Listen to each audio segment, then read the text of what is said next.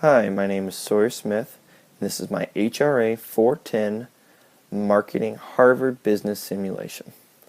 First off, I'd like to start by explaining what each tab at the top of the simulation means. For the first tab, we have our dashboard overview.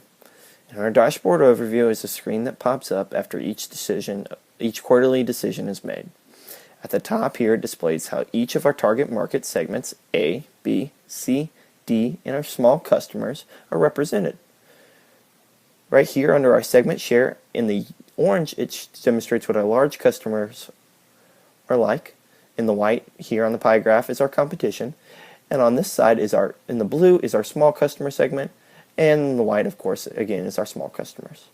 The quarterly revenue at the top here is our large customers, and this one is our small customers, as you can tell, and we'll be able to tell throughout this video that I spent a lot more money and time on our large customers, and it definitely paid off.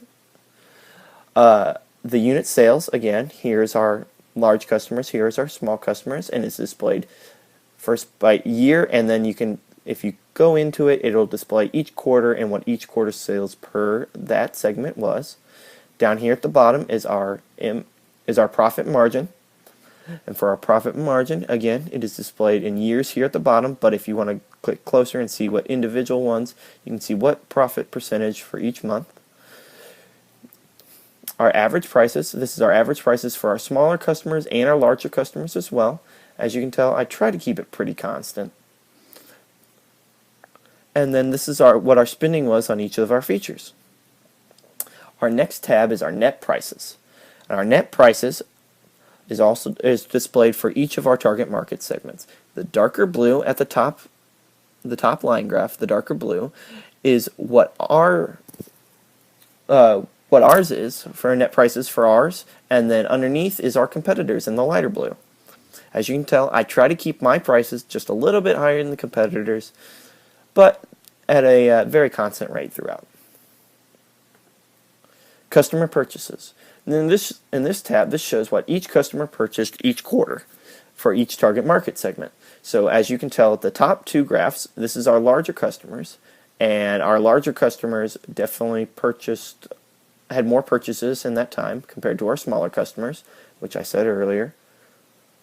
And then our target, and these show what each of our segments did. And this shows that I definitely spent more time with A and D. And I will go over which each of those means later. Our sales. This is our sales for each of our large and small customers. The bolder color is what our existing customers, and then the other color is the sale to the new customers. So this is our new large customers. These are our old large customers. These are our old small customers, and these are our new small customers. And as you can tell, I definitely had try to gather more large new customers and keep our large customers throughout compared to our small customers. The income statement showed what each quarter progressively, this is 2, 3, and 4, what each of the net incomes or the operating expense or everything is per quarter. I primarily use this number second to the bottom which is the net income. As you can tell, this one was $742, this is $765, and this is $829, which shows that each quarter I have progressively gained more revenue and income. The next tab is our market research tab. This tab is broken down into several different subcategories. We have a large and small customer categories where for each of our target segments, where our small customers is just this one small customers and our large customers is A, B, C, and D. You can go through and see what we are as a company compared to what our competitors are on our three features: our power to size ratio, our thermal resistance, or both.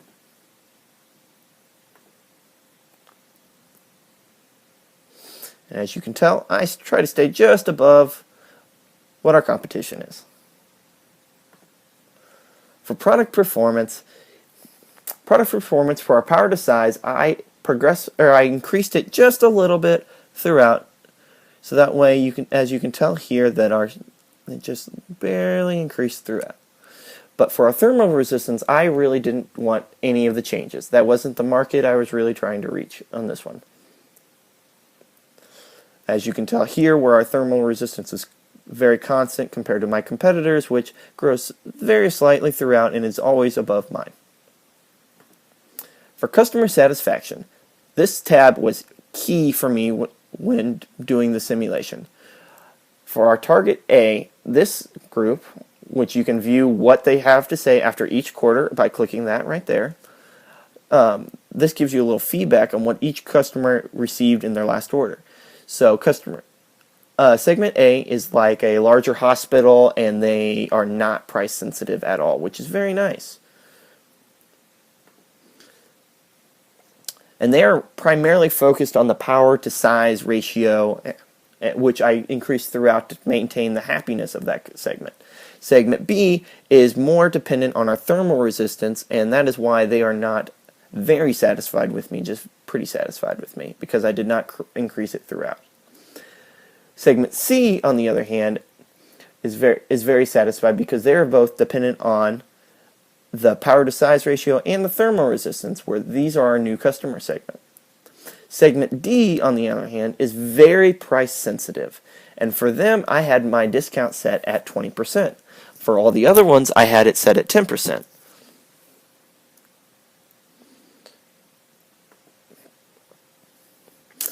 Now on our sales force report, this is what our sales force is for each of our target market segments.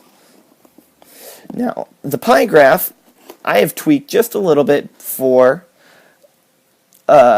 so to display that I am focusing more on A, C, and D, and not as much on B.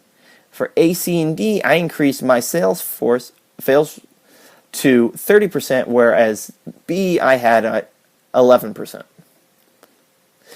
News is another tab that pops up with little news, about 2 or 3 things depending on how well you're doing, after each quarter and each decision is made.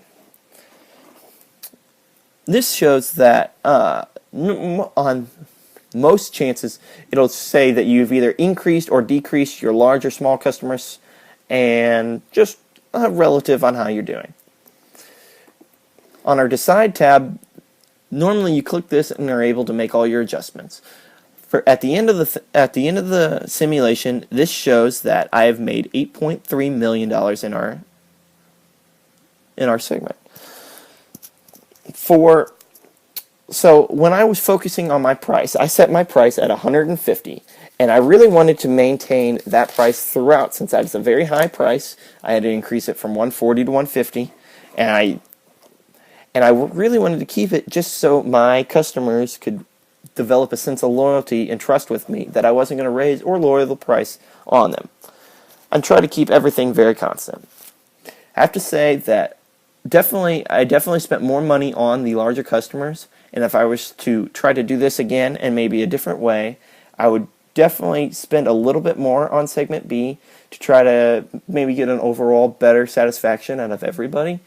But having segment A being so satisfied, they are the big money spenders in all of this, so it was very beneficial for me to have them be happy. And as that is shown with when I total large customer sales is just going through the roof compared to our total small customer sales, which is really not that well. Segment A, again, like I was saying, just loves me, whereas segment B did not like me whatsoever. Overall, I think this simulation is really great, and it really allows you to see how just one little tweak, one little change in price, performance, or anything can really affect how the customers view you, or in how your sales how it matters to your sales. You can see how each individual market really focuses on something different, and you have to listen to each of the customer's needs. Here in the customer satisfaction page, you listen to each customer's needs to figure out how you can adjust your budget to meet those needs and satisfy all the customers. And then I also use which one is it? I liked the market research so I figured out what my competitors were doing compared to what I was doing.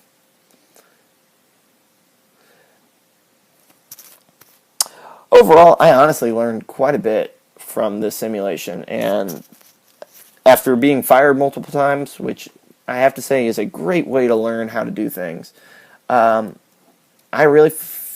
figured out personally that if I kept things constant and were very true to my customers, that I can develop a very loyal customer base that comes back again and again.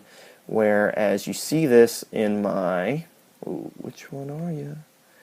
You see this in this segment where my large customers have just continued to come back and spend more and more money with me. And I've still been able to gain more and more large customers. Thank you so much for listening to my video, and have a wonderful day.